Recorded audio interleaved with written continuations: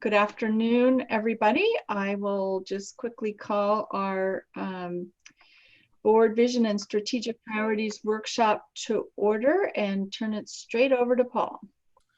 Good afternoon, everybody. I'm going to start off with some good news. I'm going to have Diana kind of share our testing update and encourage all of our board members to go out and get tested. Diana? Yeah, so just about, 1 minute ago, we officially kicked off our testing effort, our voluntary COVID testing at Wenatchee High School. So the van, or no, I guess it's a bus is set up, and there were 4 people in line prior to the 1 o'clock start. Mark Helm just texted and said there were 21 people in line. So it was starting to fill up, which is great news. So we're going to continue blitzing our communication as much as possible and making sure that we get people out and tested so that we can have a better sense of what our rates look like and hopefully reopen our schools soon. And I just want to encourage the board too, if you've got some time. Testing is from 1 to 7 starting today through Friday at the high school through drive-through methodology. There's a nasal swab that you'll do pretty quick test, and you'll be on your way. So we'd love to see the board get out there and have that test done. Just a show of solidarity with our community and our families who are out there doing the same. So we would love to have you out there doing that. And then also this week, today, we're kicking off our staff testing for pre-K and our elementary staff. So they've been provided with self-administered test kits at their schools, so they can pick those up in the office, do their test at their convenience, and then drop those off at the end of the day. And we're getting those shipped out daily, so those test results come back within 24 to 48 hours for our staff. So really a big effort right now to get testing underway. And then also family advocates are making calls to our pre-selected kindergarten through second grade families. Sorry, there's so much going on right now. It's hard to keep track. But they're making phone calls to the pre-selected population to invite them in for special testing. It's the same test, but we're doing it at a different site to really be able to understand what our prevalence rates are for that kindergarten through second grade population, since that's the first group we'd like to bring back in hybrid when it's safe to do so. So a lot happening this week, and we just encourage you to be supportive, get out there and get tested, or tell your friends and neighbors. Share the posts on social media with your circles of influence and your friends and family, and encourage them to get tested as well. So that's it. Thank you, Diana.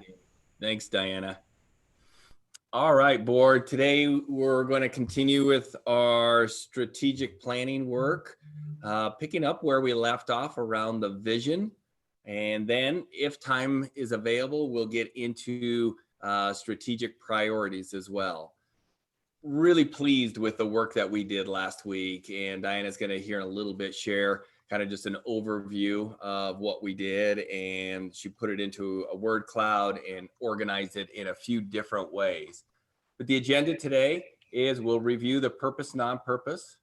We'll go over the roles and responsibilities again really quickly.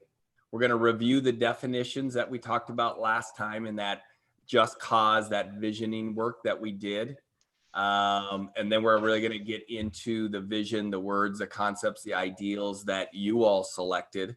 And then we're going to discuss each of those characteristics. And we've got a tool, a Padlet tool that we're going to make available to all of you, and where we're going to have some further conversation. And then you're going to do that individually, and then we're going to do it as a group, and really coming to an agreement on concept ideas around each of those characteristics, 2 to 3 under each one. And then if time allows, we're going to start the strategic priorities process. And that was an article I sent last in the weekly update on Friday, really focused on finance and business, but I've used it in the past and I just really like the connections. They're just really crystal clear about what a strategic priority is and how many you really should have. So for that, I really just thought the value outweighed kind of the business aspect of it. So that's what we have on recap for today. So I'm going to start sharing my screen. Oh, we're picking up a little bit of an echo from you. I don't know exactly what that means, but sometimes it means two Maybe, microphones. Kim, do you have your volume on? I'm using my headphones. And you have your volume off, your microphone off? Am I picking up in your area? Could be just me. Echo, echo, echo. Better, echo. no, well, it sounds better right this second, but so maybe it'll go okay. Okay. Just a quick review of roles and responsibilities. I see. The board will be a part of each and every aspect, but your specific work is in the values, which we've done: equity, academic excellence, and accountability. The vision work we're doing, mission and purpose, and strategic priorities. Those are really hands-on work that the board will do. And then below, you'll see cabinet, the strategic planning team, staff, and the larger community input. And below that, you'll see this feedback loop, which really is to represent that each time the board brings forward some different ideas, it will go back to the strategic planning team. It will go to the public stakeholders. It'll go to the school staff, cabinet, and then ultimately back to the board. Really just trying to create a very intentional feedback loop. So we're really hearing from all the different stakeholders as we progress through this, because collectively, we want a strategic plan that is owned by the entire community of teachers, of support staff, of the board members, of our parents, administration, the larger community, and everybody has a voice in it, and trying to work forward to try to have the best vision, mission of the Wenatchee School District. So that is the roles and the responsibilities. And now I'm going to jump briefly back in time to the work that we did a couple weeks ago around Just Cause. Remember, there are these different categories: the visioning, the for something, inclusive, resilient, and idealistic. And I purposely skipped service oriented. And what I should have done with service oriented was just, it's kind of an umbrella area characteristic that whenever we're creating our vision, our Just Cause, it really is about others. We're just in service of others.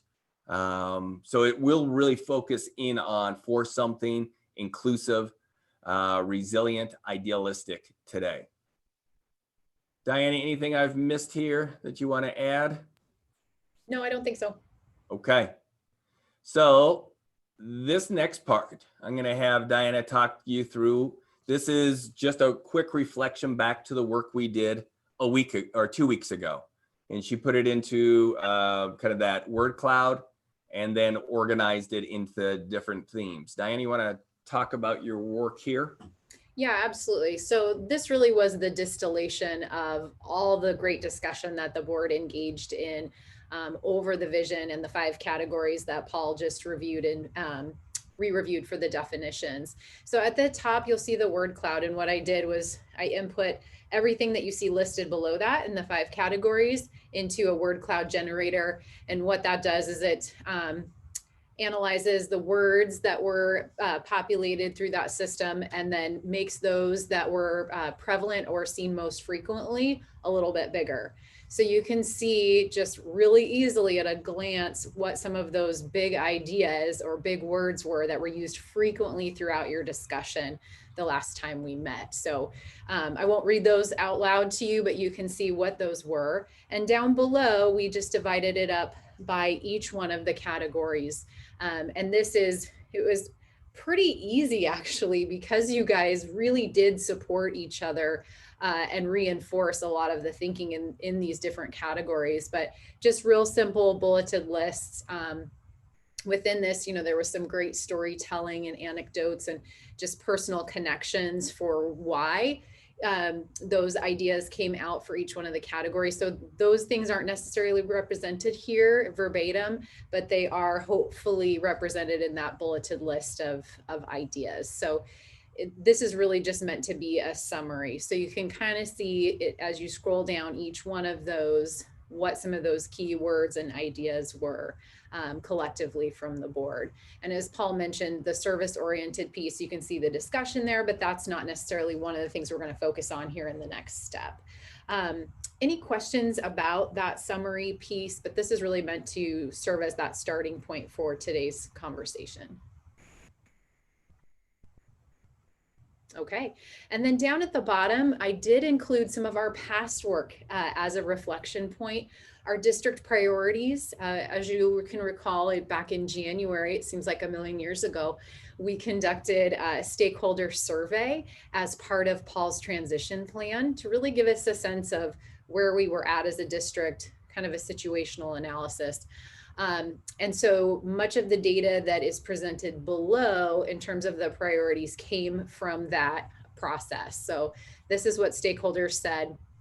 It's organized by priority. So in each area, or excuse me, for the priority section, it is prioritized based on how the community saw those priorities shaking out. And they felt, number one, that challenging academics was our largest priority, and so on and so forth. Additional areas of information were gleaned from the superintendent's listening and learning process. And this extended well over a 6-month period where we were going to classrooms and meeting with staff. We were talking with community leaders.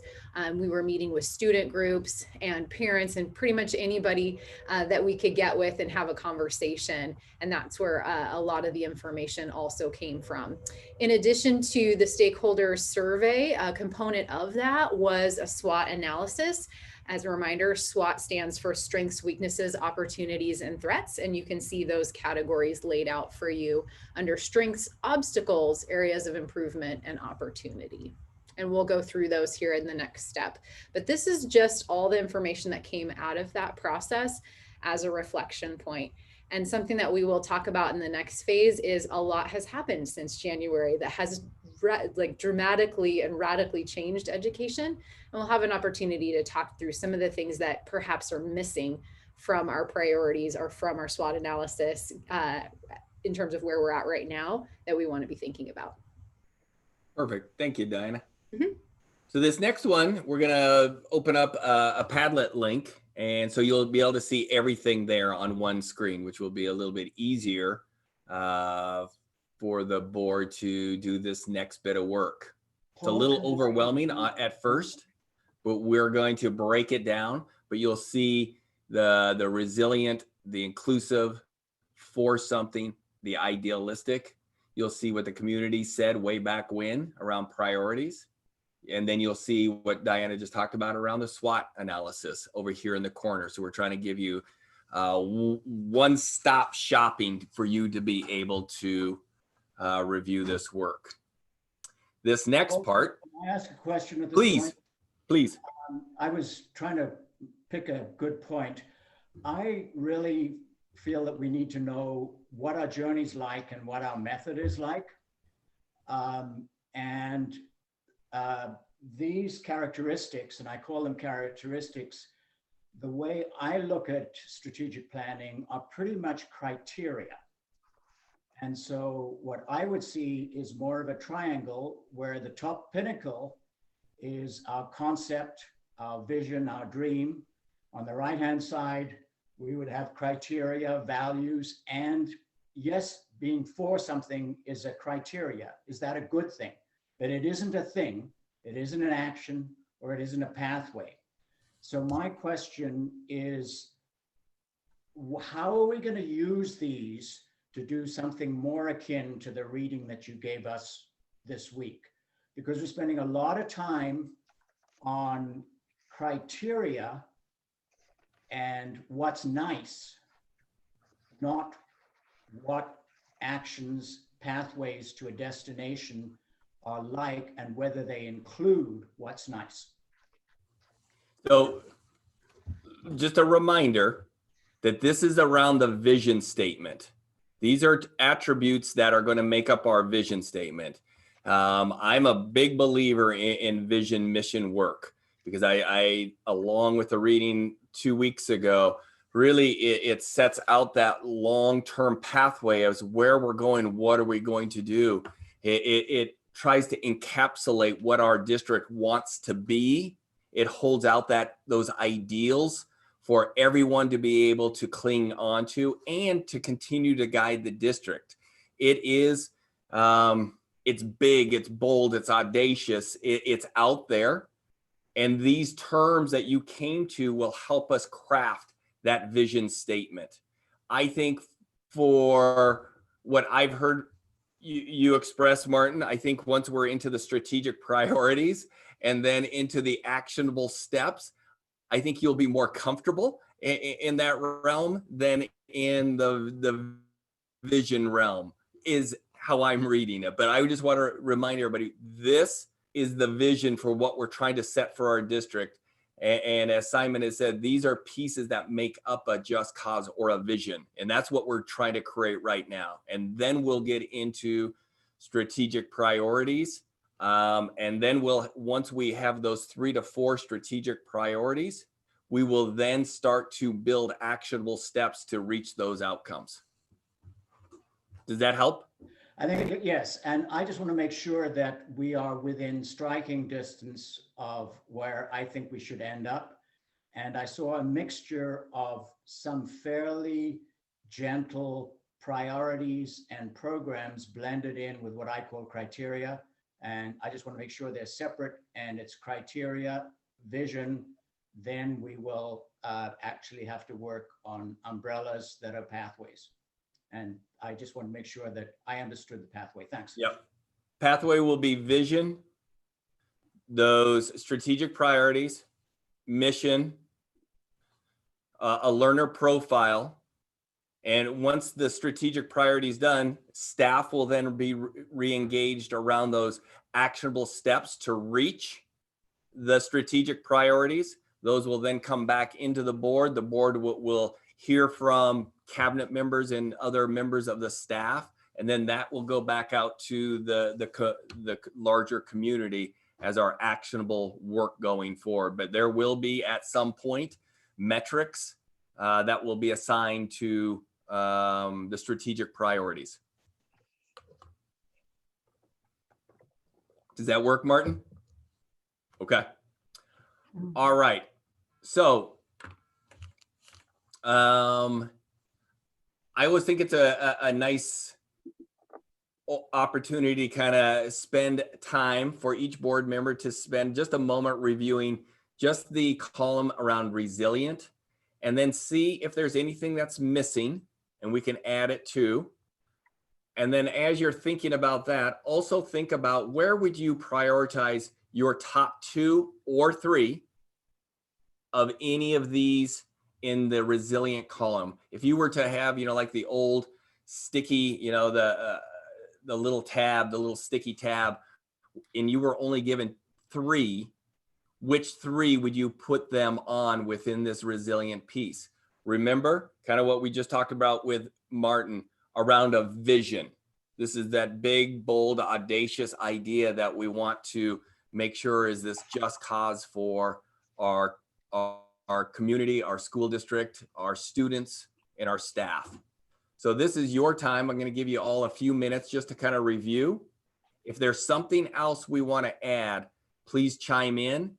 And then once everybody's done reviewing and adding in, let me know. And then I want to send you off on to selecting 2 to 3. So Paul, I just have a question. So my understanding, when we did the workshop, we talked about resilient, but my understanding from the description of resilient in a vision is that it will stand the test of time, right? That it doesn't necessarily, I know we have a lot of references to resilience and grit, but my understanding for the vision, that aspect of it being resilient was that it was, to endure change over time. So I guess I just want to point to that as that we want this to have the ability to last, right? That it's, you know, that we're not necessarily, that it's not necessarily about the word resilience, you know, specifically about humans, but that it's a vision that's resilient in its efforts to speak to our community and our students, I guess. Outstanding. Thank you for resetting that. And we'll do that each time before we do the review. So thank you, Michelle, for that. Mm-hmm. Let me find where I was. There we go.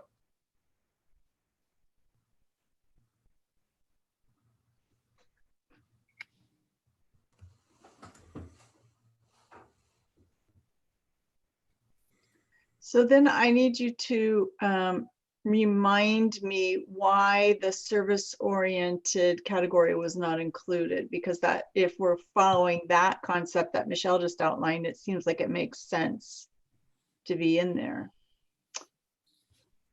And we can, my thinking there was when we get to that point, we just got to make sure that it is for someone else.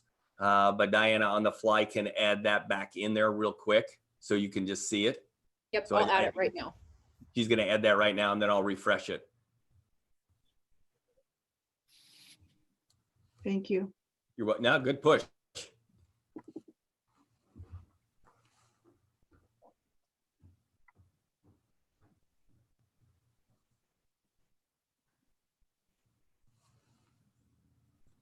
At some point, do you want us to write words on the Padlet or not? Yeah, here in a moment. Is there anything under resilient that anybody else would like to add in after you've kind of reviewed it?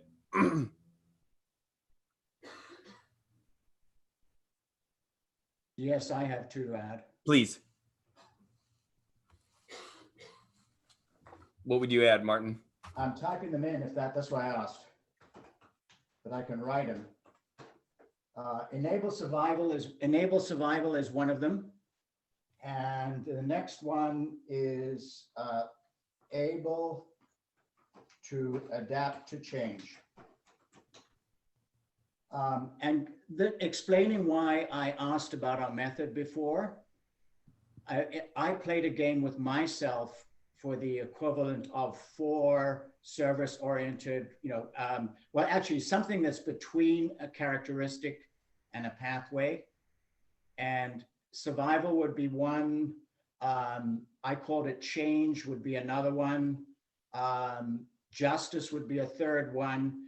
They really overlap a lot, but I feel the reason I'm putting these in is I think they take a step towards something concrete. And I'll shut up at that because we've got lots of people's input. I love it. That's literally what I wanted us to do, because sometimes we needed that time away to reflect on our work. So that was perfect, Martin. Thank you.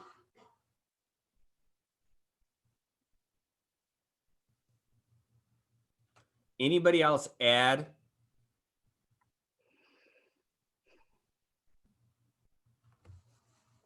I don't necessarily need to add anything, but as I'm reading through the list, it kind of looks like a lot of them are different ways of saying the same thing.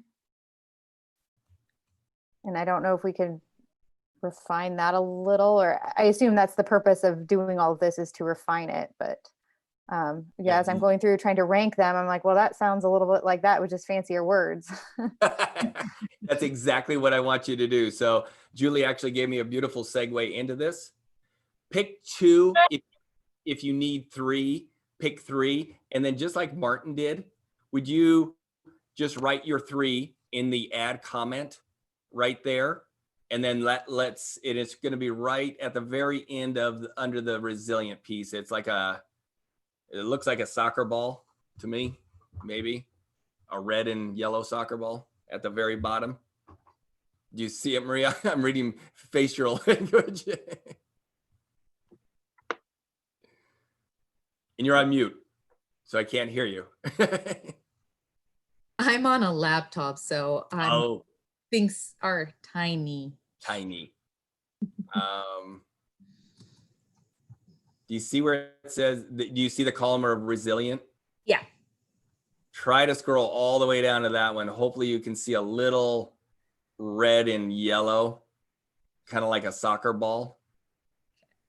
And it says add comment in really light. Mine is just black and white, and it looks like an ant. So I don't see that same red and yellow that you're seeing. So I see the space, but am I supposed to be able to? Martin, what did you see? I can type in that. I can't type. I'm getting, unless I'm supposed to open up something different, or if there's a share screen thing or something, because I can see it. I can see the blinking icon, but if I try and. Yeah, Julie, there was a link sent out Okay. not that long ago. If you click, if you go back into your email, you should have gotten an invite. I apologize. I missed a pretty critical step. Yeah, tell us how to get there. You can't just work off my screen. I didn't think so, but I was like, am I missing something? Because I see all the blinking and it's. Yeah, if you, the best way to access it, and this is going to connect it with your name, because as you can see where Martin typed his, it says anonymous. But if you use the link in your email, your school district email, and you click on that to join the Padlet, you will get in with your school district credentials. Okay. And it should populate your name so you won't be anonymous anymore. But if you clicked on the link that's in Paul's agenda, then it probably is going to have you anonymous because you're not signing in. Well, it's funny because then I see all the tops of your screen. So now I'm trying to figure out, have I minimized my screen yet to be able to go back to my email or not? So this could take me. You're good. Oh, goodness. We're learning a new tool right now. Exit full screen. That's what I needed.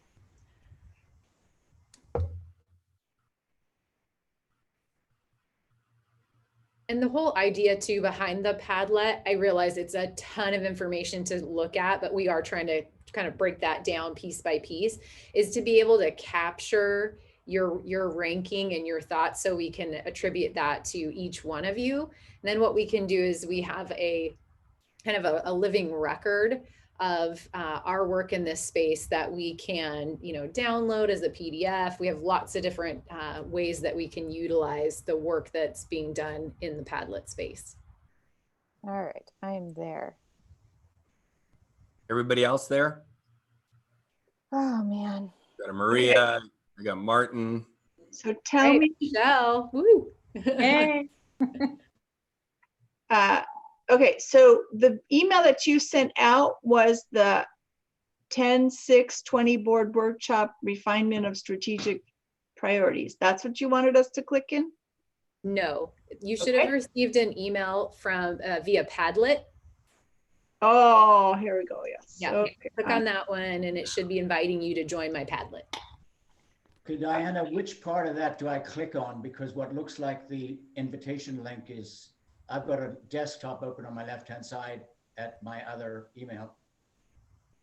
If I go to view Padlet, oh wait, but maybe I'll go to, nope. Okay. There should be a link in the email. I unfortunately don't have the email in front of me because I'm the creator. Right. Forward it to Martin. Okay, we'll get there. Okay, I'll try to find it. In the meanwhile, I'm anonymous, okay? Okay, yep, I'll keep track of you. Okay, it's asking me to sign up and I tried to sign in and it says I'm already signed up. Yep, click basic and then it'll.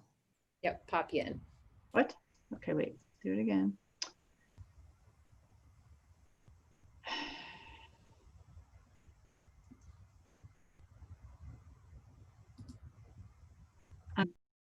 Oh, There's no such basic. I don't see that. When I click on view Padlet, it takes me to a login page and it's asking me how I want to log in. Google, Microsoft, or Apple.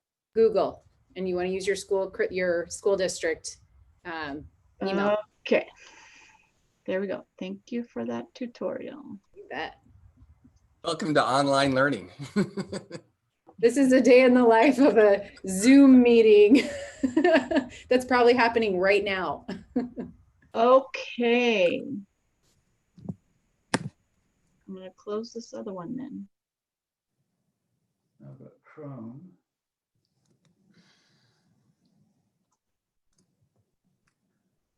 And Martin, if you just can't get there and everybody else is, we'll just keep you as anonymous and we'll know that's you.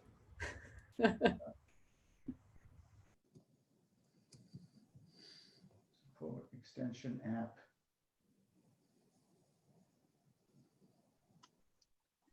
Oh, very good. Okie dokie.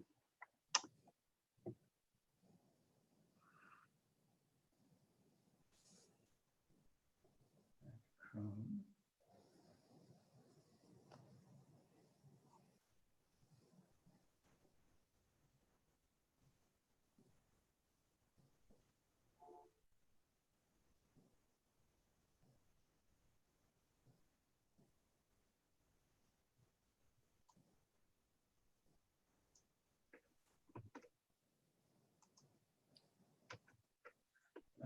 Wipe myself out. Okay, what were we supposed to be doing? You want 1 or 2 or 3? I'd like 2. If you need 3, pick 3. 2 that really stick out to you, that make you feel like this is something that I would like, this ideal, this concept within our vision. Okay.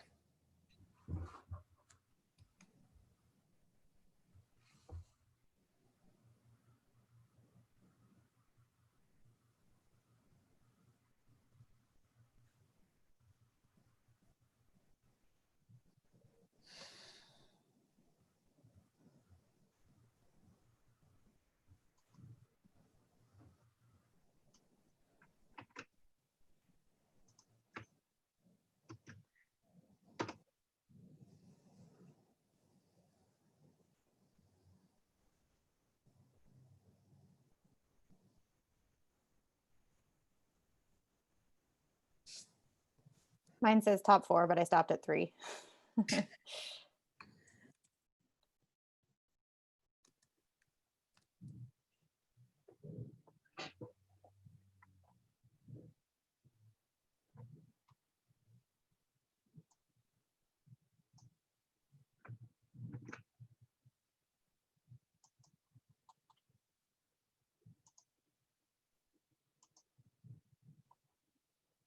happened to my other one?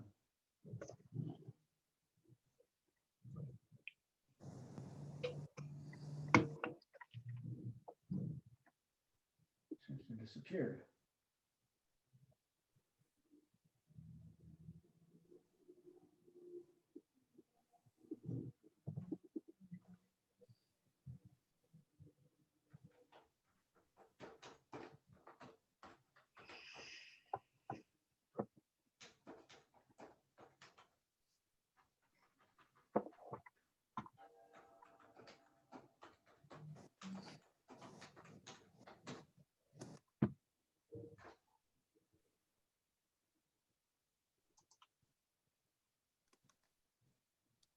Are we looking for a longer description under resilience, or just short so we can put it? Yeah, short. Okay. Yeah. Thank you.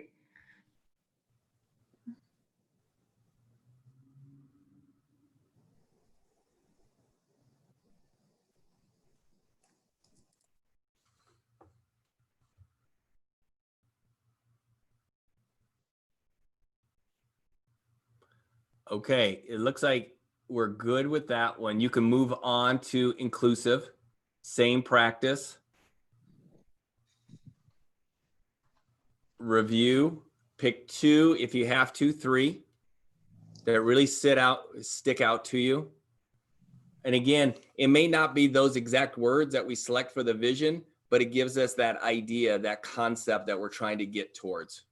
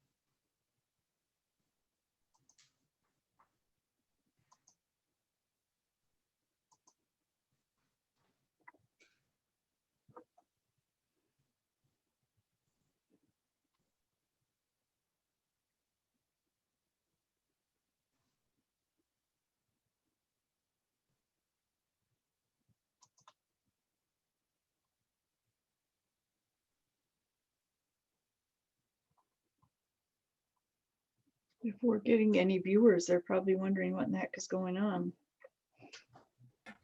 I was thinking about the same thing. I'm like, not the most exciting board meeting to watch board members think, but it's good. Love the information you're all putting in there.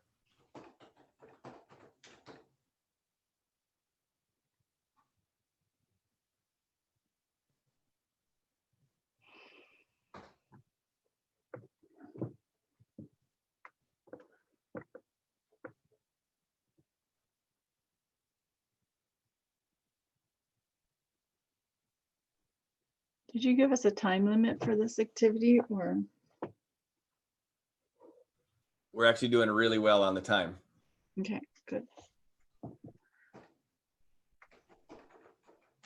And I'm just kind of watching where everybody's at. Okay.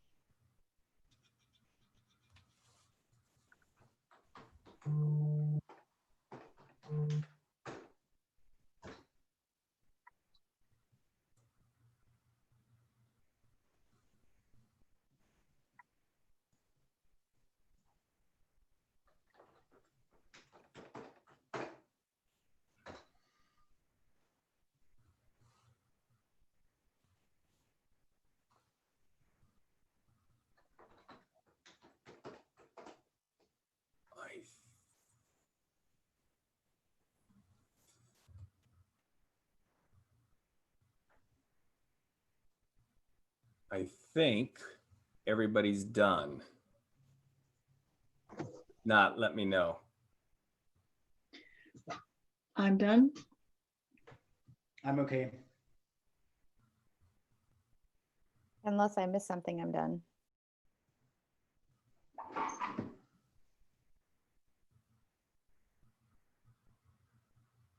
Michelle, you good? I think I'm done as well. Okay. Maria, I think I've got you in every column as well. I'm good. All right. Well, outstanding work. It's really interesting reading through them. So one of the things that I was going to do, but I think I just changed my mind. We were going to go back through in each one and really hone it down to just a couple within each section. But I like where the board's at in each of the different areas, and then being able to have others react to your initial thinking. And because I think it really paints a nice picture for what the board's truly looking for as you kind of read through them. You see a nice connection point for board members across the board. And I don't think we need to get down to just 2 in each section. So that's where I think this is really good work to be sent to now the strategic planning team next, for them to react to and to give us any thoughts around this work, and then take it through the feedback loops for some refinement from there. Board members, anything else you want to add or say about this work here? Again, this is around the visioning. This is kind of the bones of creating our vision.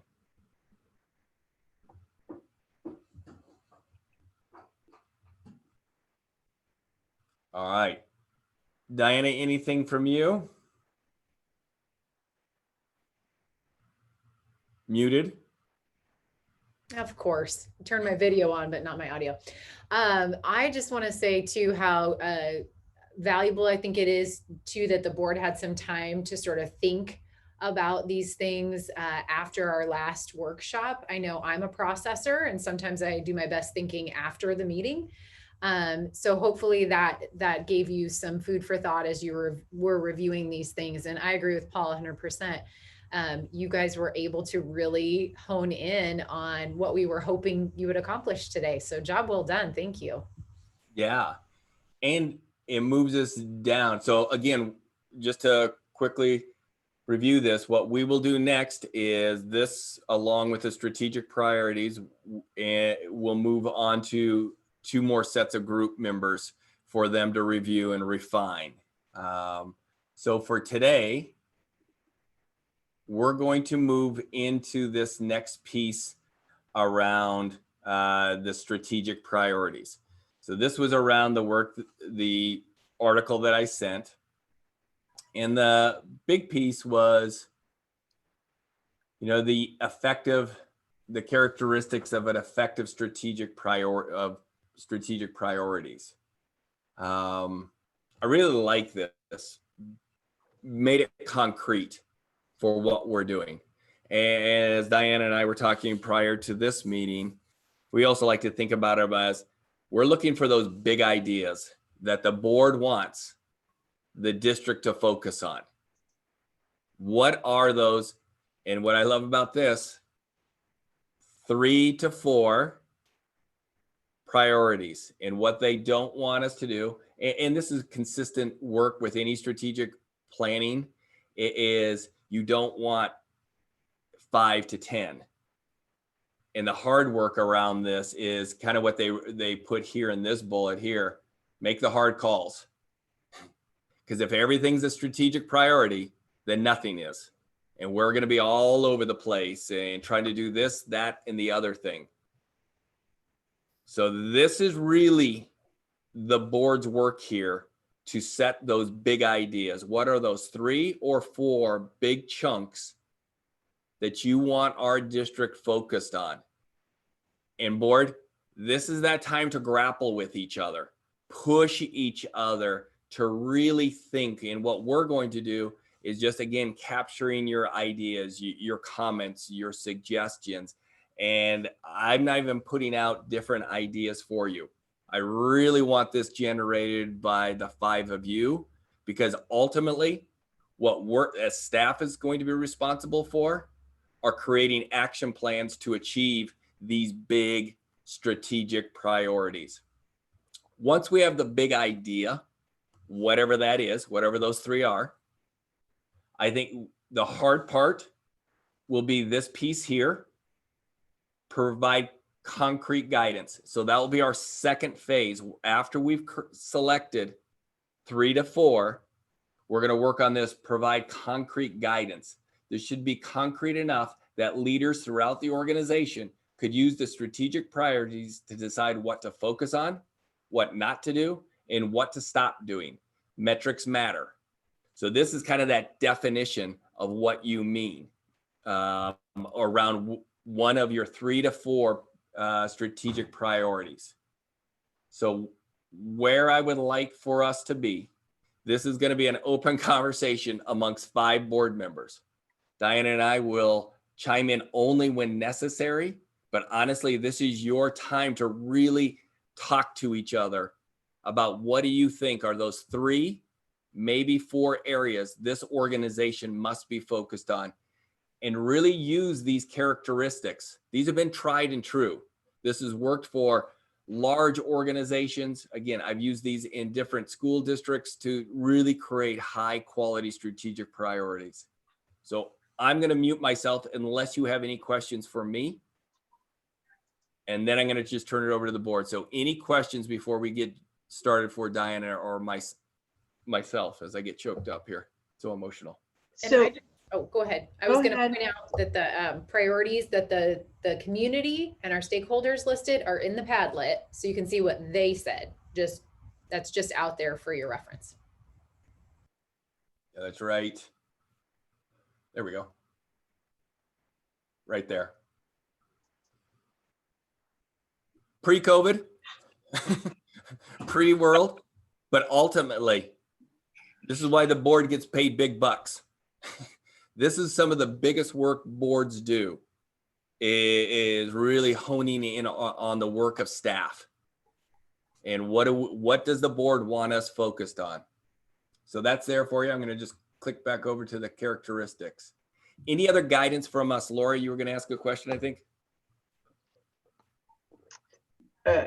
Okay, so sorry if I'm being obtuse here, but everybody else probably knows. What is the references, the community priorities, or the references we're leaping from here and coming up with our own characteristics? Are we pulling from the Good question.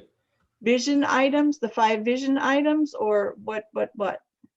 Totally. You can use any resource available to you. You may lean into what the community said are their priorities. You may look through these pieces around the vision, but ultimately, if you feel like there are other aspects that this organization must focus on, and I'm going to go back to this one here. This is, each one are really key. Limit the objectives. We've talked about that one. Focus, this should be done 3 to 5 years from now. Pull toward the future. Strategic priorities should focus on initiatives that position the organization to succeed in the future, not reinforce models or strategies that maybe had worked in the past. And I think this one is even more relevant today than when they wrote that in 2018. I think this article was published in. Make the hard calls. We talked about this one. Not everything can be a priority. Address critical vulnerabilities. Strategic priorities should address the elements of the strategy that are most important for the success and most likely to fail in the execution. And how I read, these are the big, ugly, hairy problems that will have some struggle, fail, and then ultimately some success over time. Provide concrete guidance. I spoke about this one. And then align the top team. And this is strategic priorities should provide a framework for how the company, organization, should change that, as a whole will succeed. To do so, they must be agreed upon by all members of the top leadership team. Guess who I'm talking to? Talking to the top leadership team.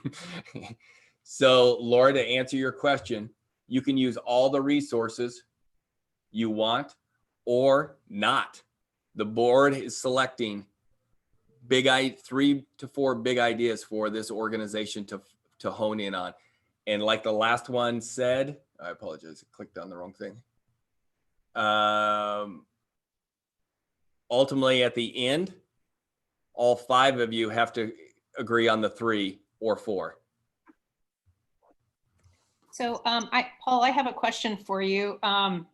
So one of the things I want to kind of focus on is academic rigor, but to lead into that, I have a question. I know you did a lot of looking at our elementary schools and looked at the literacy rates that we have. And I'm wondering if literacy, in order to reach that academic rigor, if we're really struggling with literacy, I'm wondering if that should be a priority for our district, because I know you've put a number of elements in place in the last year. And so I wonder if you could speak to our strength in literacy right now, or whether it's a vulnerability that keeps us from being academically rigorous right now. I would say it's in its early stages. Really pleased with where we're at. Has a long ways to go. And I would say in a long ways, I would say within 3 to 5 years, we will be achieving those outcomes. As a strategic priority, I would probably push a little bit higher up, kind of a bigger picture, but it would be definitely one of our action items that we would see under however you term academics, however you want to make that concrete for us. But I see the literacy work being essential to what we do in our organization. But it is even though I see it as more of the next tier down, it is hugely, it hits this vulnerability piece big time, because it has a great opportunity to struggle early on over this next, especially during COVID, when it's harder to teach and do PD. Thank you. Other questions for me before the board kind of starts grappling with 3 to 4? I'd like to open up that topic a little bit more, because I think it leads into my favorite annoyance of the method. Because having 3 to 5 strategic priorities doesn't mean to say there aren't that every other program doesn't die. So the workload, existing workload, and maybe even previous strategic priorities that are on the go is still not going to go away. What in the reading you gave us is a question of choice to what are the ones that we have to most focus on. So I think that's the one comment, that other things aren't going to go away. And I think that's a good one. I'll just use an illustration of a hierarchy that's in my mind. I try to create bridge categories that are halfway between what I call criteria and halfway between pathways. And holding a hand out to Michelle, I wrote down excellence and competence as kind of a hybrid. And so we get to literacy, where there's been an initiative that's already taken, and there's an ongoing program that's a priority. Well, I'm on record as saying that the next one down the road in that area is mathematical competence. And I really think that that should be a strategic initiative within a strategic priority. Then we would have to choose. Do we go for the new one, or do we go for the one that we started, literacy, because it's fragile? Those are the choices we have to make. But the reason I said that is that that the method goes there. And I think we're going to have to use the word I use as umbrellas. So academic excellence or rigor is an umbrella. There's several things underneath it. Some of the ones aren't going to go away. And I kind of think that 3 to 5 makes sense. And it only makes sense if you follow the recommendation of these things are supposed to be actionable in 3 to 5 years. In other words, we're going to work on them right now. But that actionable in 3 to 5 years has to be a program that opens us out for the next 30 years. So we do need to think there. The word vulnerability, or in my analysis, an environmental risk and competition analysis, that's essential. It may not set our priorities, but everything's got to do there. So I think that to me, I find it difficult to come up with the answers without talking quite a lot about the process. And we might have 20 or 25 narrow wish list things, and I've got a couple more other than mathematics that won't make it. And then my final comment is, I do think out of this process, we should have a farm team or an appendix of things that got discarded, but nevertheless are there to remind us for the future, or even if we've got any spare resources. I don't know whether that helps us, because that's kind of what I'm struggling with, is how do we get to something that we can actually get our teeth in without putting a lot of rejectable specifics on the table to discuss. So from my perspective, I like the term big ideas. What are those concepts? And this, this lives in the world of education. So we really think about concepts and how the brain works. The brain works when there's a bigger idea to be able to latch on to all the little pieces. The brain does not remember effectively minute, discrete details. But what the brain does really a nice job of is when it has a bigger idea to attach discrete pieces to. So think about the big idea being that academics, however we label it, and then the more discrete pieces are going to be literacy, numeracy, and 1 or 2 other pieces that we bring forward to the board, saying, if this is your strategic priority, these are the pieces that we would want to see as our priority, and this is how we would go about achieving that outcome. That fits with what I'm thinking. I'd like to listen to other people's ideas. I actually have about 8 composites, of which 4 might fit the idea of strategic priorities. and some of them get into resources and techniques. But then they're, I think from my point of view, they then open up to something that's a 3 to 5 year and more specific. And I'll shut up again. Well, from my perspective, Martin, if you've got some ideas to kick us off and react to, I think Ms. Julie said she's better off reacting to things that are on the table. That might be helpful unless another board member has a different idea about how we ought to begin this little exercise. Sounds like we haven't got any, Martin. Go for it. Right. And what I did is I looked at the presentation that Diana gave us, and I wrote a letter by each of the characteristics, trying to think, and sometimes 2 or 3 letters apply to a single characteristic.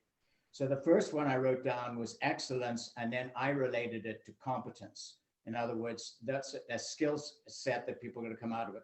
Then I wrote survive and thrive, and that's both emotional, economic, and other kinds of survival. Then I wrote and called that S. I called justice, compassion, equity. And then I wrote C for change, creative, and the future. And then one that you see somewhere, facts and knowledge. Do we need to know specific things? But I think that's a subordinate variety. Then I wrote down technique. And there are 2 things that I think are quite interesting there, because the shock the pandemic has given us has made what I'm calling media learning right now, how to teach differently and not change the whole world. That might be a strategic priority, although normally we just call it a technique. And related to that, if our school facilities don't fit the new technique of teaching, then we've got another potential strategic priority. And I'll put my chin out. I've worried about the architecture of a future high school of the future is something that I have very much on my mind within that area. And then I wrote down dollar, because you always got to look at resources of all kinds. But again, I think they're contributors.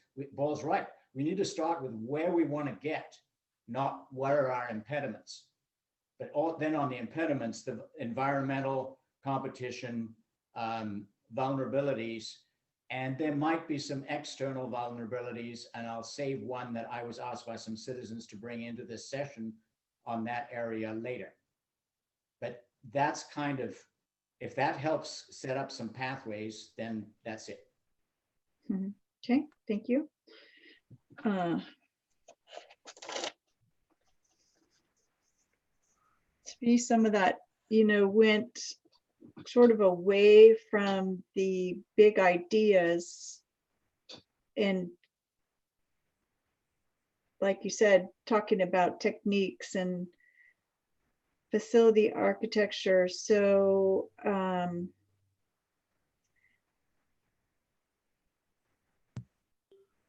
I would agree, but I think you can't sort your big ideas out without, after the big idea, thinking a little bit about the consequences and requirements. Yeah.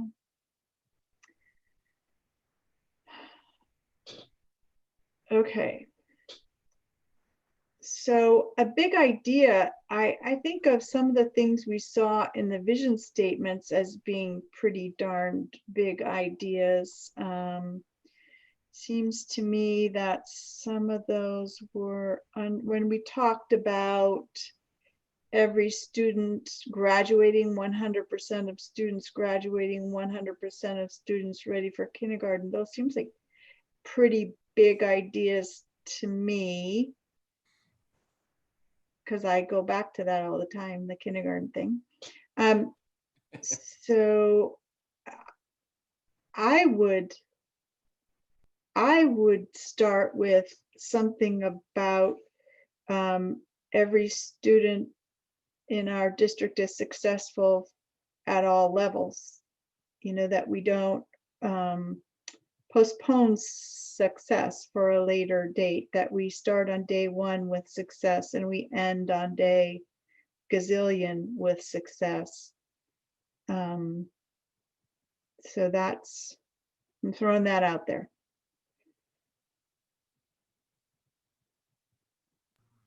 So Laura, are you saying kindergarten readiness as a priority or as a sub priority under like academic excellence or some other academic?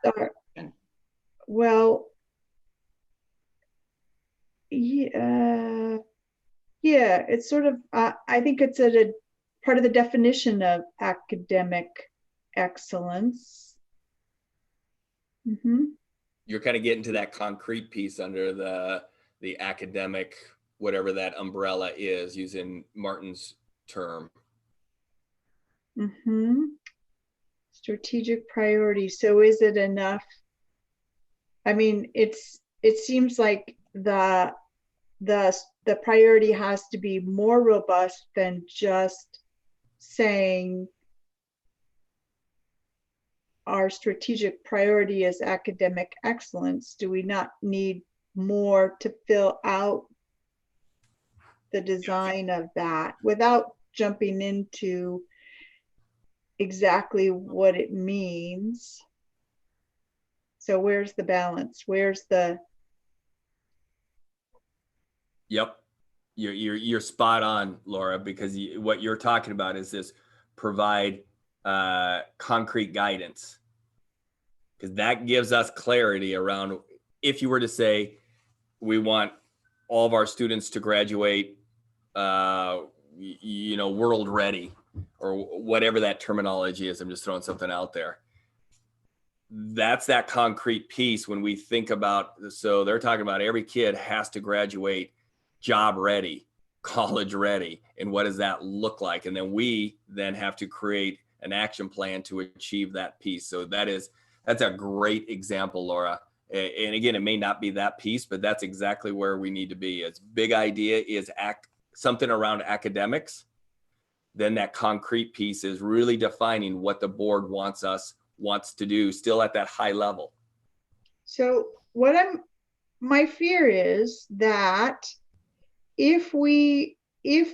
okay, so you focus on the end in mind, in order to build your pathway, right? So, and to achieve, but my fear is that if we say something like every student graduates ready to conquer the world or whatever, that it puts the focus on the end game. And I know we're supposed to fill in the rest up here. I know that, but my fear is that we won't fill in all the steps from day one to day whatever. How many days do kids go to school in 13 years? I don't even know. Oh, COVID years, we don't go as many. So double in parent time. Yeah, but actually, is maybe a good segue. One of the things I'm thinking of is if we're looking at the end game, and academic excellence is maybe our top priority.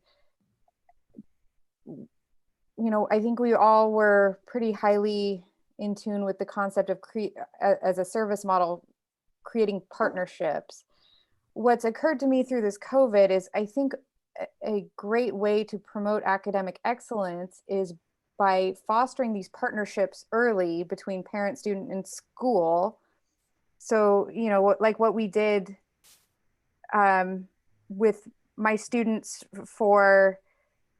my kids for getting ready for this online stuff is we actually went in first week, sat down with the teachers, and were able in a more, and I know we've got curriculum nights and things, but it felt more authentic and like a relationship building where now the teacher knows a little, not just about the student, but about the parent and the family.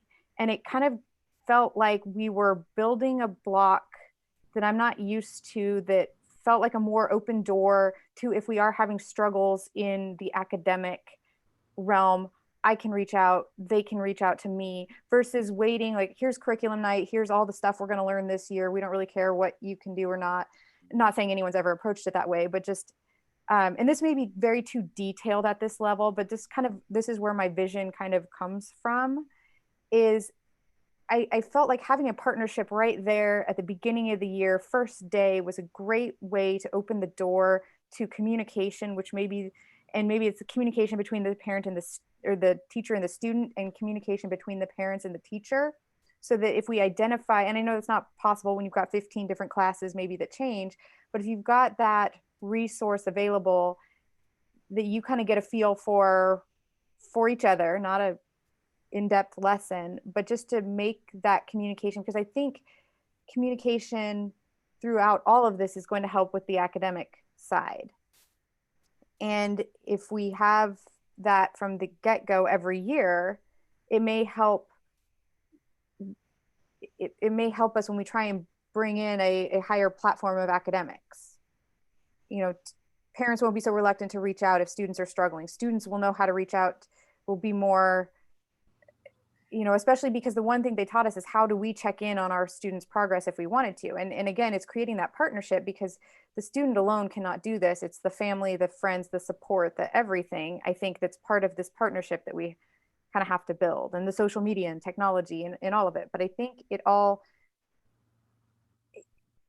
if we have the good communication from the outset, I think that opens up the platform of what we can offer in terms of academics and expectations, and we might be able to push them a little harder with more support and kind of and keep them in the system longer so that we reach our goals. So it was funny that one small thing through all of this really resonated with me, but I just, it's been like a life-changing event almost, like that. I mean, it was that I've never felt so comfortable reaching out to teachers and understanding what my kids are doing so early in a process. And it makes it so much easier than waiting to the end of October and going, oh, I didn't know you were supposed to be doing all this stuff.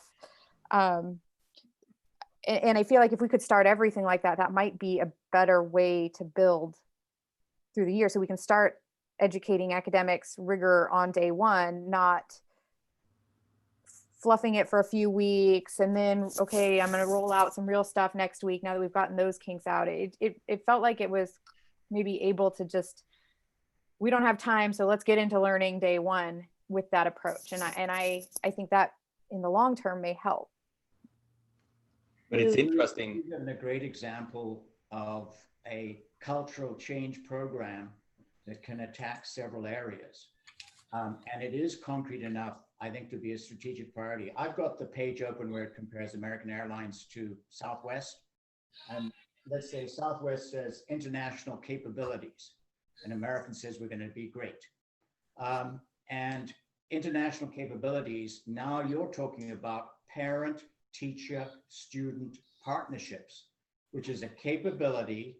It is a concrete program that could be a candidate to be a priority, and it hits social justice, it hits academic excellence, it hits the ability to change and adapt for the future potentially, and it hits the ability to survive under distressful circumstances, all the things that we were bundling about as possible candidates.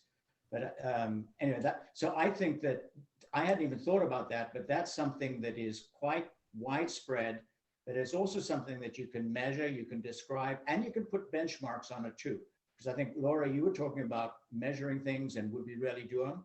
I think we could put benchmarks on anything we establish as a priority, and that's really, really going to be important. Yeah, it all depends on what's built out under the priority. My reaction to what you said with Julie, which was awesome, because I think I heard maybe it was Maria also say that same thing about that face-to-face, you know, teacher family meeting was pretty impactful. So some of the words that I wrote down while you were speaking are, you know, the partnership, communication, community came to mind, you know, that this is a community-wide effort, not just a single party, you know, everybody puts their pieces in and hopes that it turns out for the best. You have interaction, it's authentic, and it's proactive. You know, maybe proactivity is maybe one thing that I feel like we have not been committed to. Not that we haven't been proactive, but maybe we just haven't been totally committed to it. And my example of that is like or where I feel it the most is where we're saying, okay, we need to do something about reading, for example, where we're going to introduce this program. Well, it's going to take us so many years to implement it. Then it's going to take us so many years to determine whether or not it's successful. That just really doesn't feel very proactive to me. The timelines are too long. If we were being proactive, we'd be more on top of, is this working? How are we going to get everybody to do it if it's working, and be system-wide in a quicker manner? So I'm gonna just throw out some ideas here. Julie, I really liked the idea that you brought up about that early communication to get the parents of the student and the teacher kind of on board, like in the before the first day of class even. So I would almost put that under, if we were going to have a couple of umbrellas as the priorities, having an academic umbrella where we have reading, writing, arithmetic, kind of like the 3 R's. And then that communication piece, I think, really speaks to social emotional learning, because the parents and the teacher are making that connection for the benefit of the student. And I think social emotional learning, I think, has been huge during COVID. We realized the impact of stress on our students and our families and on our teachers and our other staff. So I'm going to put out there that priorities for, or umbrellas for, like academic excellence as a priority, social emotional learning. And I think under academic excellence could almost envelope the kindergarten readiness idea, because let's be honest, it's not funded, but we have to start thinking outside of the box. Do we have some kind of preparation kits for 4-year-olds who are not in preschool? But I think, we can say we want early childhood, learning to happen, but statewide, they're not giving us any money for it. So I think, again, that folds into, I think, an academic excellence. And then social emotional learning includes all those things that our staff are instructed and our students are given instruction on, and communication with the parents. And then I was thinking in terms of priorities, even though it's probably not at the top of our heads right now because we're in COVID and the kids are not physically in classrooms, but facilities is, I think, a priority that we need to be looking at, because we're hopefully not going to be in COVID for the next 3 to 5 years. Hopefully we'll be done with this in the next year and everybody can have a vaccine and we can go back to our buildings and not fret about it anymore. But those are the priorities that I would list, of roughly academic excellence, social emotional learning, and facilities. And then underneath those, I think we have a number of concerns. And then equity, I think, can embed within all of those. We want to have that woven throughout our district. I think that priority can be woven throughout the other priorities. So that's going to be my 2 cents. I like that. It's good. Just to add a little bit as to, going back to Julie's point, I think, one of the things that stood out for me was knowing who our customers are. And in this case, teachers got to really know and understand their customers, in this case, the parents, the children, not just, I'm thinking, October's parent-teacher conferences, we're reviewing test scores, assessments and whatnot. Without having those at the beginning of the school year, you're really addressing on a more personal level, unscripted, and identifying, the challenges each student brings. You're getting to engage with the parent and also the students. So is it food insecurities? Is it, just different kind of challenges that the family and the children are struggling with in their home environment? So just tying it back, I think it has to go back with what Michelle just mentioned. Let's look at the big picture and, understanding our students on a one-on-one level, as well as the family home environment. I think it helps us address the SEL issue as well. Just our customers, that just kept coming back to me when Julie was mentioning, understanding and being able to serve our customers. Great.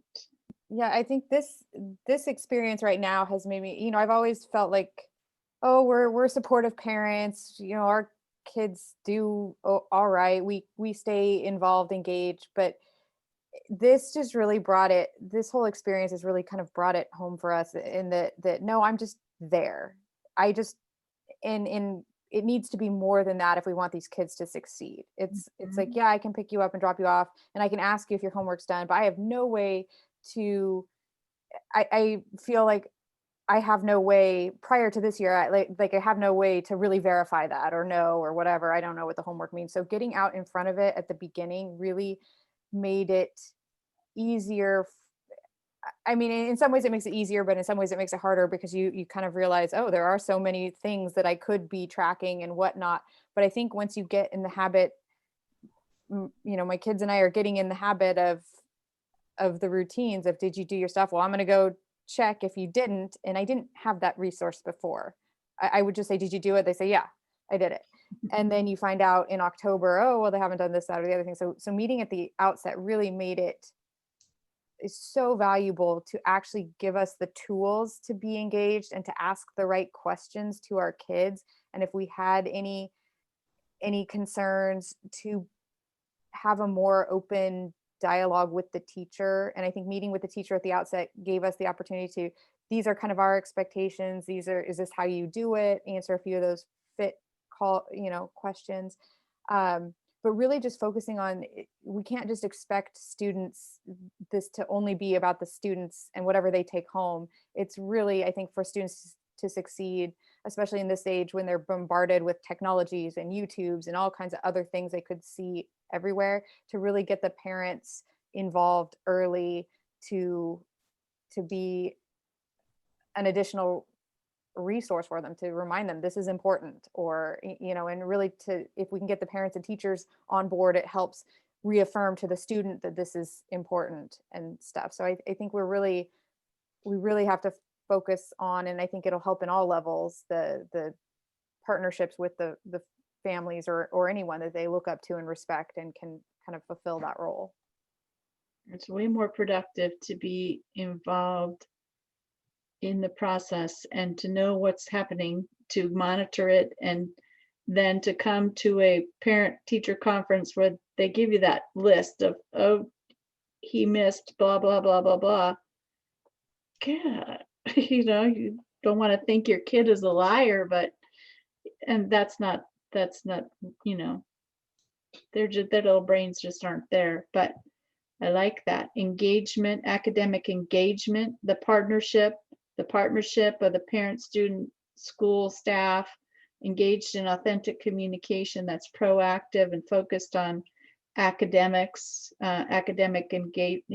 There's a sort of circular path of all these words. And facilities, when you said that, Michelle, I just really wanted to also make sure that we're including, not only our brick and mortar, but our, our technology, our tools, yeah, not just the buildings, but the tools we use to facilitate education, that those are current and up to date. I mean, I sort of feel like we did a really good job, I think, of responding and getting tools in the hands of people, but we were also caught flat-footed, and it's impossible to predict that you'd have a pandemic. Who would have thought that a year ago? Not me, even though I have a game called that and we play it, but yeah.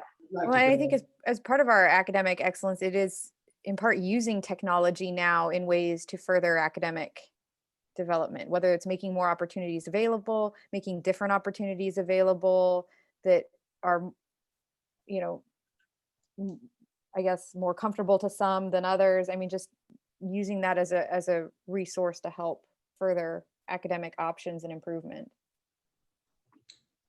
I want to go a bit further down that conversation with what I call necessities for success. And this is meant to be constructive and positive, not these are obstacles. But the two thoughts that occur to me are, what are the boundaries of the competence of the school district? And I'll illustrate this with early childhood education, which I think could be a tremendous standalone strategy. But we aren't really in control of every pre-K kid comes school ready. And where do we draw the boundary between the social system and the school district, given our limited resources? Now, I'm not saying we don't do it. I'm saying if we do that, we've got to have a lot of commitment and a lot of tools, like you mentioned, kits for people who were before they got to school and things like that. And so then if we get to measurement, our priority would be early education, not that we're going to bring every kid into the school, because now we're putting ourselves possibly outside our boundary. The other boundary that I think would be extremely difficult, and I see that at firsthand when I go and meet parents, is the teacher and the school could become sensitive, welcoming, establish the partnership. And Julie, you're a model parent, but how are we going to get the parents who don't have the ability, very often through no fault of their own, to be able to engage? We could actually create inequity even worse if we had a wonderful program that only some of the families used. So now our goal of partnerships, families, full involvement, and I like Laura's idea that we've working with the community at large, and we bring in volunteers, everything from shadows to businesses. But we've got, as a school district, in order to make that goal work, we've got to get outside the area that we control and into how do we help a parent who's got no time? How do we help a family that's not got a parent that doesn't have the ability to communicate? What do we do when the parents have abdicated and kind of amputated their kids? What are we going to do to make sure that that program is fair and successful? In other words, it's a great program, but it's got a whole bunch of extra appendices that are absolutely wonderful and great goals, but they are going to require really strong management, resources, effort, dedication. And so that whole world has to be put together, not just the easy part of it. Yeah, so that is a really great point. And I think the one thing that I would add to that, you mentioned the word partnership, but there are a number of other organizations that are focused on children from the time they are born until the time they come to school. And how can we establish common ground with all those agencies, pooling resources, dividing up responsibilities, and collaborating to wrap around children and families from birth to 5, not just to expect that our district sending out toolkits is going to do the job, because it really is going to take, physicians, it's going to take caregivers, it's going to take everybody involved in early learning, and people we haven't even thought of that could the libraries could be playing a role in helping us achieve that as a community-wide effort, not as a school district effort. It benefits the in product and the end product. The end product is our graduates. We and the input, the kindergartners greatly impact our ability to produce graduates that are going to be effective citizens in our community, in our world. They've got skin in the game. We just got to remind them. Maria, I have not heard from you in a little while. I'm going to call on you, see if you have anything that you would want to add to it. Socratic method. No, I just, like I said, I think the partnership piece is really important here. How do we connect, whether it's, like Laura mentioned, so okay, readiness for kinderness, How do we, it ties back to what Julie said. We have a community and it's going to take more than just the student and the parent to create successful, high academics citizens. So it's just connecting with the resources where we can. And I get Martin's point. But what we're doing right now isn't working for all. And, there's the evidence, graduation, test scores and whatnot. It's going to require a lot of work, but I don't think it's outside of the realm of the work that we do. Yeah, I hear everything Martin's saying too. I mean, it's not easy, but I think having as a goal, maybe these initial meetings and communication does help build some early relationships and maybe expectations. And it's going to put pressure on maybe teachers if they see that a student is not participating or turning in. Maybe they've identified that as a risk early when they met with the student or the family. But it may put some responsibility on them to reach out a little bit more earlier and say, look, these, are they struggling with getting homework done, or reach out to the families in some ways and say, what can the district do to help you with that? Because I think if you reach out to a lot of them, you're going to eliminate, early enough, like someone like my family will maybe kind of be able to self-manage and not be as much. And then that'll give the teacher or other staff some time to invest a little bit more in those resources that really do need the help. And so I'm kind of hoping that there is some balance there. I mean, yeah, there's some that nothing is perfect. But I think if we really want to build partnerships, the best place to start is at the beginning. And I agree with the suggestions too, as far as maybe we need to be more stringent on what is kindergarten readiness, and not just put them in and know that we're just dragging things along until you get to second grade, when it becomes clearly okay, now you need to be held back, or that always seemed like the weird year.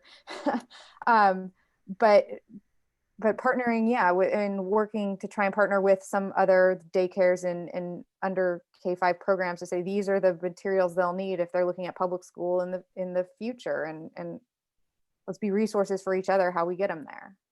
But yeah, I mean, I'm mindful it's not a perfect solution, but I think it's been really eye-opening for us at least. And I think it's a great tool for a lot of others as well, if we could, Well, the beautiful piece about it is with any of the strategic priorities, say it be partnership or however you word that, then it's up to staff to create those new opportunities that you're talking about. And we've always said we shouldn't waste this time within COVID. What are those pieces that we learned?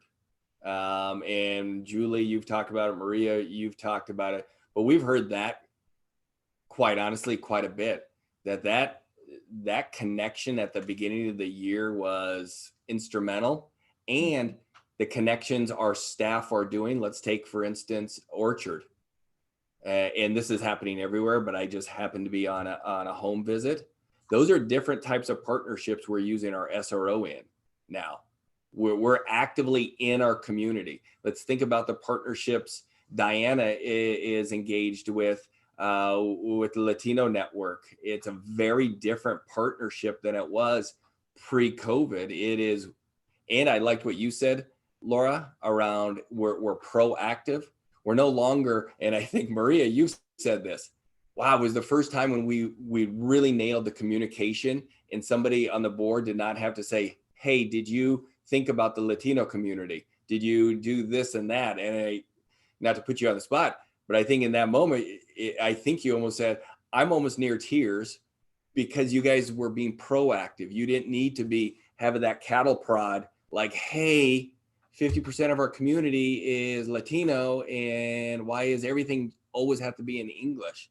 So it's us recognizing that the board is saying partnerships. And again, I'm not saying that has to be the term, but I'm just using it for now. that drives our team to saying, okay, partnerships are the thing that they're going to want to see metrics on. And we better figure out different ways of creating pathways and partnerships for our community, be it parent partnerships, but I think also bigger. I mean, I had a conversation with some high school people today around, we've got to create greater partnerships for our students, recognizing 50 to 60% of our kids have never gone to college. And that's a big piece in education. I think we're all under the assumption that 70, 80 to 90% of all kids go to 2- and 4-year universities. And actually the opposite is true. More kids don't go to college. So how are we making sure that every kid can walk out of here and earn a living wage, and having skills that are actually valuable from a business owner who hires Paul Gordon, the 12th grade Paul Gordon, to do work for them at a living wage that I could actually move out at some point and be in an apartment. And really talking about, those are different types of partnerships. Those are community partnerships. So if that's where the board wants to be, then that's the directive you give me as staff to create opportunities to do this work. I just want to make sure I was understood. I was saying we have to do the whole job, the difficult part, as well as the part that's in our hands. Okay. For a moment, I thought I was being interpreted as it wasn't going to succeed. Okay. You got everybody talking.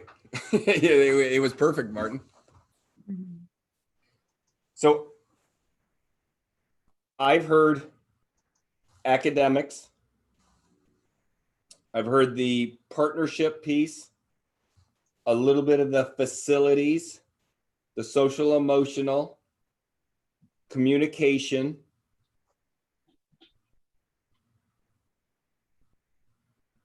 did I say culturally?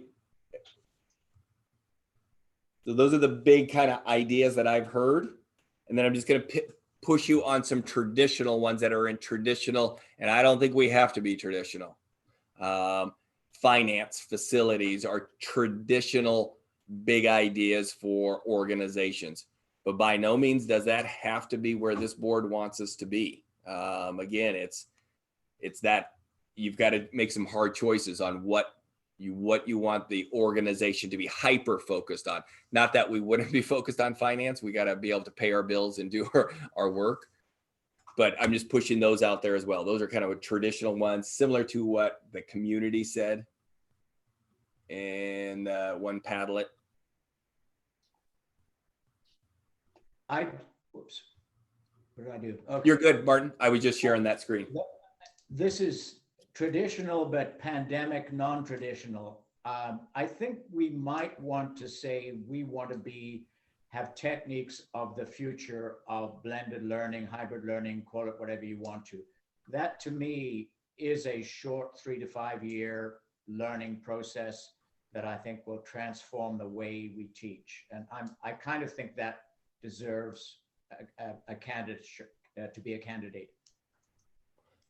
And I think that could be that nice concrete language underneath the big idea of academics or whatever that piece is, because you still need to be really concrete when we say academics, because anything, I can make almost everything fall under academics.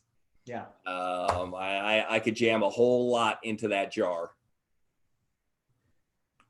Yeah, I would like people to think about saying this is a whole new world of techniques, professional development, expectations that covers everything. Maybe it is something like the partnership pathway that Julie introduced that is a different way of doing business and living. One thing I want to say is I'd like to put ideas. We'll all decide on it, and I'm quite happy as long as I can propose something. But I have a gut feel that that is going to consume a lot of attention, a lot of effort. I changed my whole professional being as a teacher. and then, you know, it involves the rest of us as the recipients, I'm not sure that that doesn't merit coming to the top. And we can talk about that later, but yeah, no, I see that a little different from mathematics as part of academic excellence. It's not conventional. The last thing that happened was when we got rid of chalkboards.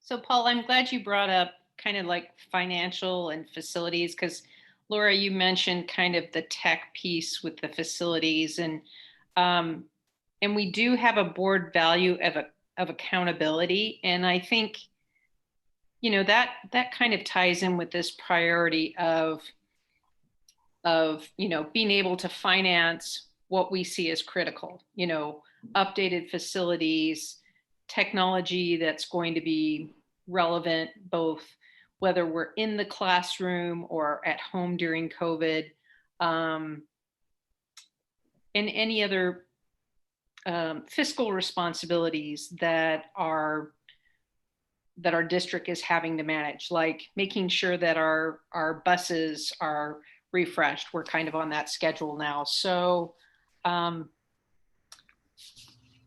think, you know, a financial /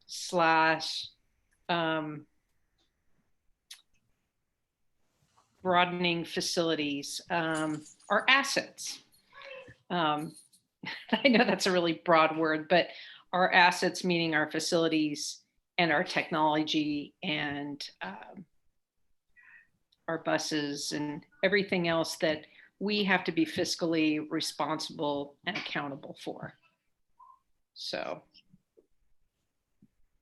Yeah, the word fiscal responsibility comes to mind when, with all these programs, you know, we can't support our teachers to provide, you know, this startup school year. We can't support our students without adequate curriculum.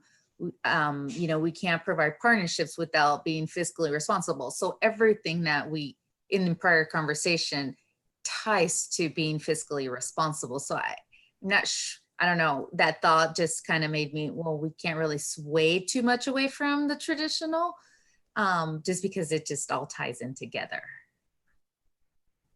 Yeah, I never put fiscal responsibility because I think everything is what we can do with these other priorities is all governed by our budget and whatnot. The only time I think that it might become some type of goal or something is if we're legitimately leaving money for opportunities on the table. Are we not going out for grants or assistance that we could be seeking to better some of these?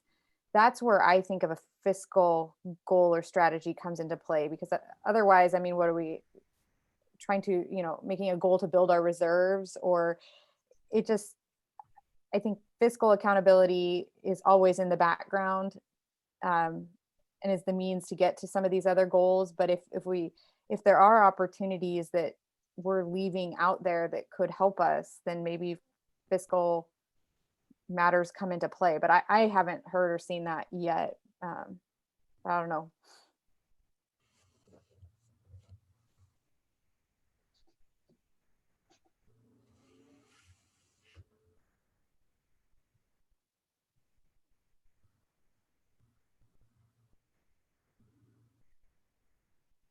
I want to say that we are pretty close to 3 o'clock. I heard 2:30 as an ending time and also 3 o'clock. So we are pretty close to the end of our time together here. So this is exactly what we were expecting. This one is really hard. So we've got another workshop for Kim.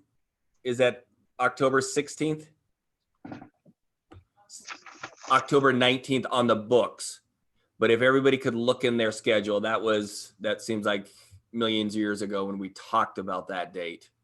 But if that's still available, we would then kind of pick these big themes up and then really push to kind of come to 3 to 4 and then really hone in on writing down what's that concrete example of that work that we talked around it. provide concrete guidance. On my calendar. It's on yours. Mhm. Martin's good. Julie, Michelle, 1 o'clock, Maria? is that? 1 o'clock, 1 to 3 again. Maria, are you good? Is that you? That's October, right? In 2 Yes. weeks? Yeah. So I had just a quick question. That's the WSD conference. 16. Yeah. Isn't it? That's November. Oh, okay. That's November. October 16th, that's a Friday? I'm No, not it's looking at my Monday the calendar. 19th, right? Monday. 19th, sorry. Oh, yes, it's there. Yep. Okay, so we good with that? Monday the 19th, we would come back. These next 2 weeks, you guys just really thinking about these ideas. This, Diana and I were texting, this was outstanding again.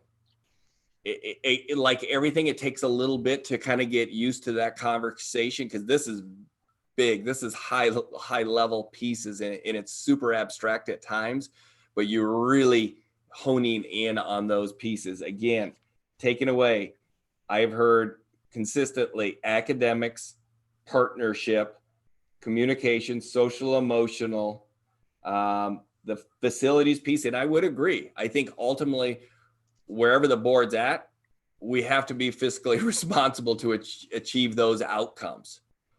So we do not need to have traditional strategic priorities.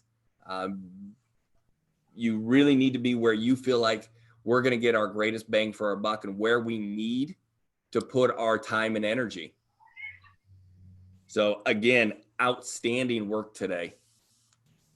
Once we've got the 19th, that's when we're going to move that over into the strategic planning committee's kind of lap. Diana, late next week, is going to be putting out information. We just felt like it was just going to be lost in the barrage of district emails that we've been sending out, and it would not, there's no way it would have survived, or we would have had like one person apply. So Diana will be putting that out late next week because this week we've got all of our testing. Sometime next week, we're also going to get news back from Dr. Butler on all these tests. And hopefully from there, we'll be able to make a better decision on, one, can we start? And two, if we can, when would that be? And that'll be another barrage of emails and all kinds of fun stuff. So we're trying to protect it and make sure people actually see our information. And Yeah, Paul, when and you get the word I'll be back- updating the strategic plan website. We'll make sure you have that link that'll have all the information. And again, we're not necessarily requiring a formal application, but there'll be a form available for people to submit their names for consideration for the committee. So we'll provide you with that link so you can share it out with others when we're ready to really start pushing the communication around involvement with that committee. And Paul, this is not actually a workshop item, but I assume that when you hear back from Dr. Butler and the health department, my $1 million question is, now tell us how comfortable you are that you've got all the pieces for tracking, testing, and keeping everybody safe. It's great to have a date, but do you feel that everybody who's helping the school district has given us enough tools to do it right? It's a great question, Martin, because where we were way back in August was really leaning into the science and leaning into the medical professionals. We're going to do the same and I'm going to be really optimistic when we open, that it's done safely, that our students are safe, our staff are safe, our parents in their community are safe. And so we're literally working with the docs from CVCH. Yeah. And really trying to make, the moment I said that acronym, I knew I was wrong. I think you're still wrong, Chelan Douglas Health District. Yeah, I knew I was still wrong. D. Oh, I thought you Too many C's and D's. Doctors with C's and D's and B's. Got all my consonants rocking and rolling there.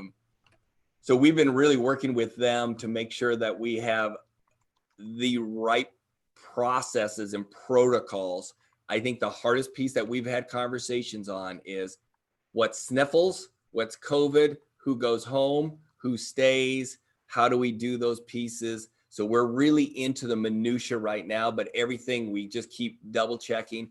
We're also working with a lot of the districts in the Tri-Cities and Grant County who've opened and trying to follow their processes. Tomorrow at my Wednesday superintendent meeting, I've asked for the superintendent from Moses Lake to join our Chelan Douglas County team, Dr. Josh Meeks, because they've been open. And I would just want to learn as much as humanly possible around people who've opened and what has worked, what hasn't, because I want to learn from that too, and other districts. So we're being about as collaborative humanly possible right now because we want to do this right, because the last thing we want is to be closed again.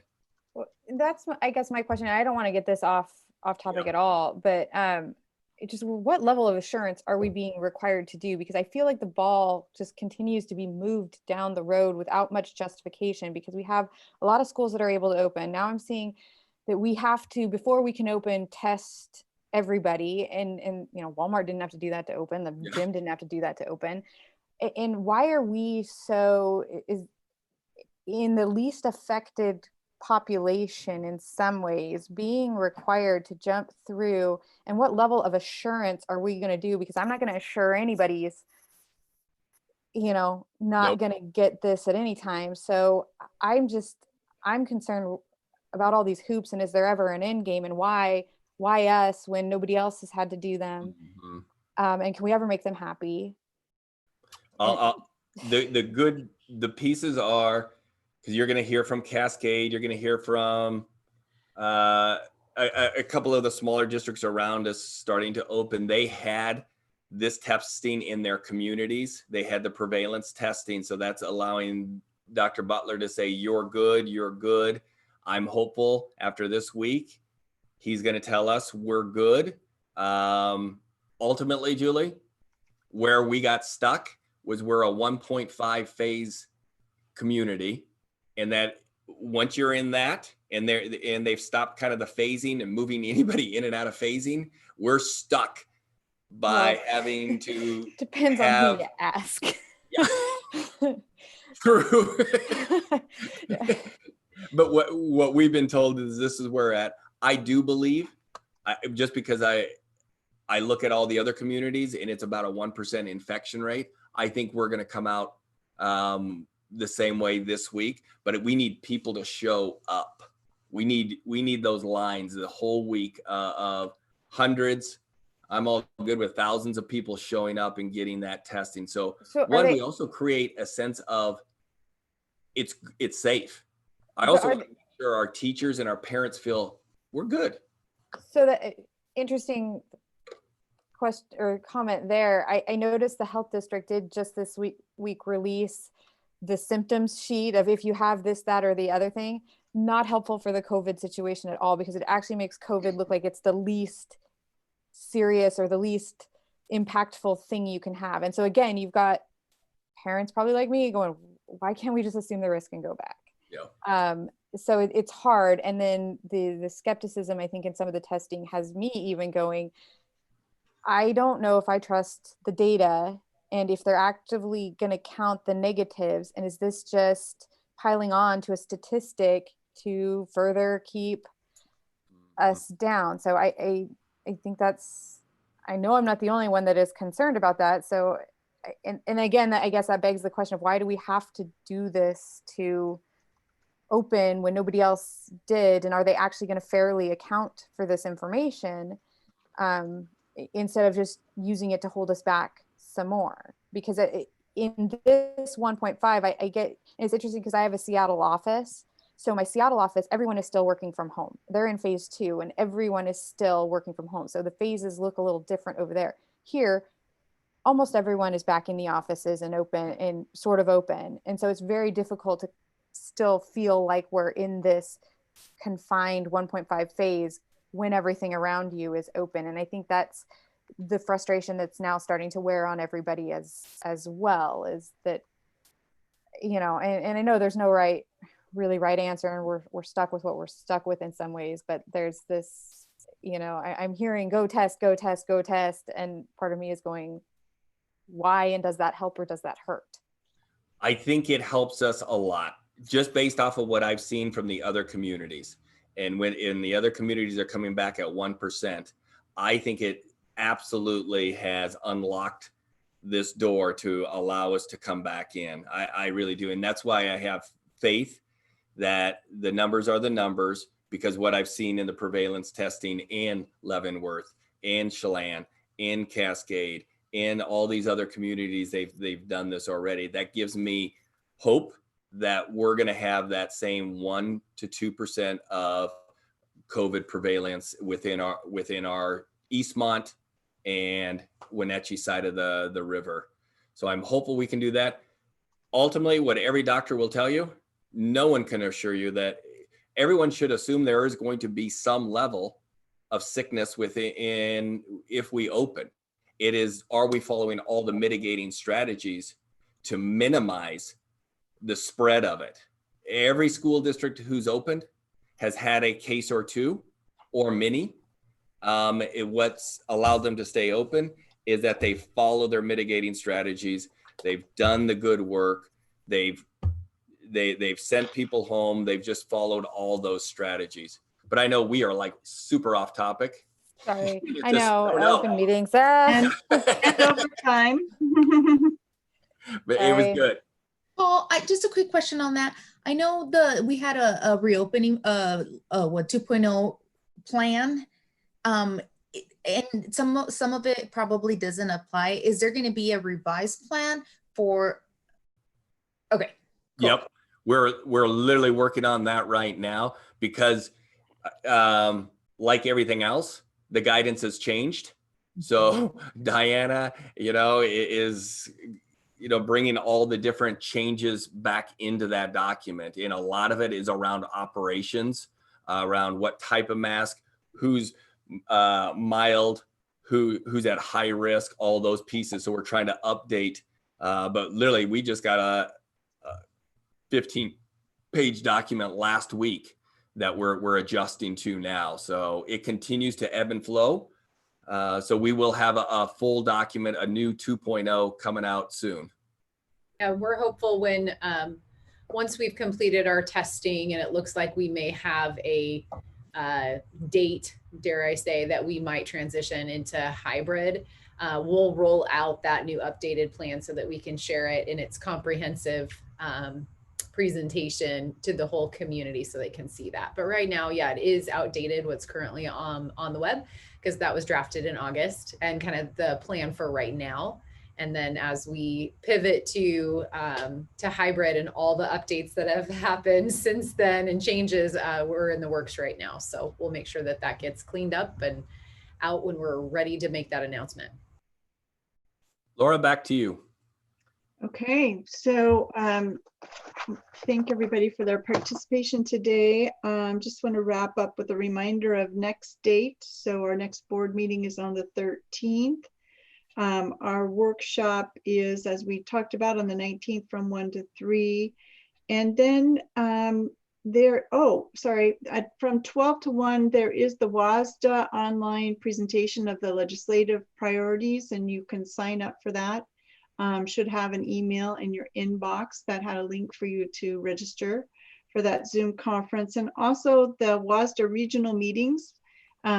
We are Region 7.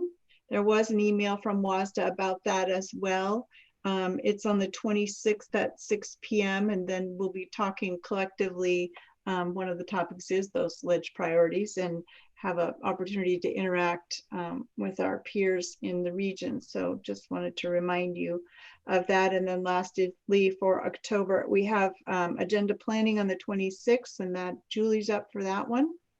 And then a board meeting on the 27th, and then that should wrap up all of our activities for the month of October. Julie, are you on for the 26th?